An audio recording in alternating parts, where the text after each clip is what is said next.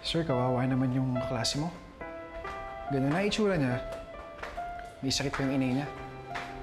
I feel sorry for her too. Pati sa nanay niya. Hindi ko mangyari sa akin yun. Sir, alam mo, nung nagka-dengue si Utol, iyak na iyak si inay. Lalo na nung sabihin ng doktor na okay na si Utol. Ayaw mo ba dalawin yung classmate mo? Hindi pa naman natin alam kung asan siya nakatira eh. And besides, we're not that close. Bakit, sir? Ayaw mo ba siya maging kaibigan? Hindi ko alam.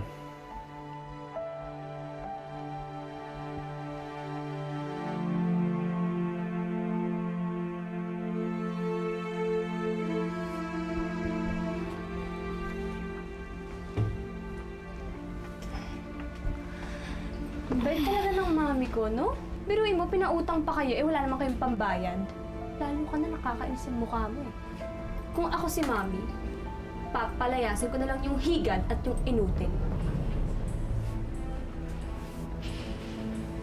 Becca, wala akong pakialam kung tawagin mo kung higad, pangit o kung anong gusto mo. Basta wag na wag mong matatawag-tawag na inutil ang nanay ko. Bakit? Eh, totoo namang walang kwenta yung nanay mo ah. Pabigat lang yan sa mami ko eh, lagi nagkakasakit. Becca, tiyahin mo ko. Sana lang igalang mo ko, lalong-lalo na yung anak ko. Becca, tama Tita Amalia mo. Tita mo siya, kaya dapat igalang, di ba? Salamat, ate. Di pa ako tapos, Amalia. Malaki-laki na kasi mga utang nyo sa amin eh. So sana naman matuto kayong makisama. Ayoko na ng gulo dito sa bahay na to. Ayoko na ng gulo sa pamamahay ko. Nagkakaintindihan ba tayo?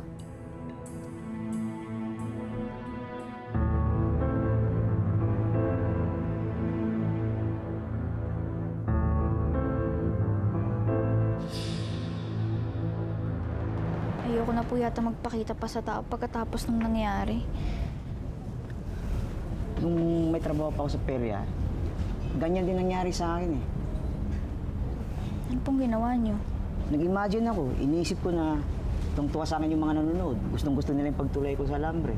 Subukan mo, baka effective din sa'yo. Ano? Sige po. Salamat po ah.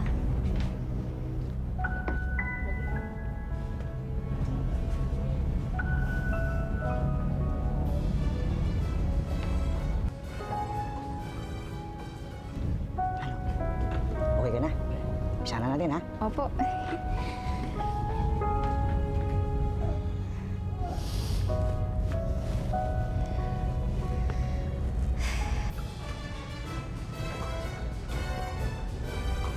Mga kaibigan, narito na ang matagal yung inihintay. Ang pagbabalik ng nag-iisang babaeng higad na si Hilda! Palakpakan naman! Sayap, siyempre!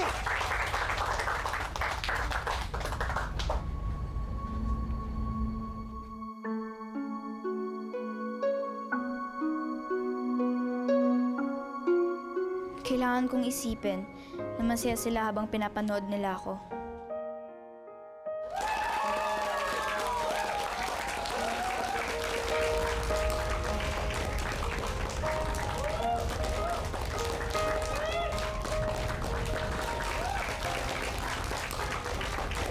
Kamusta ka na, aking mahal?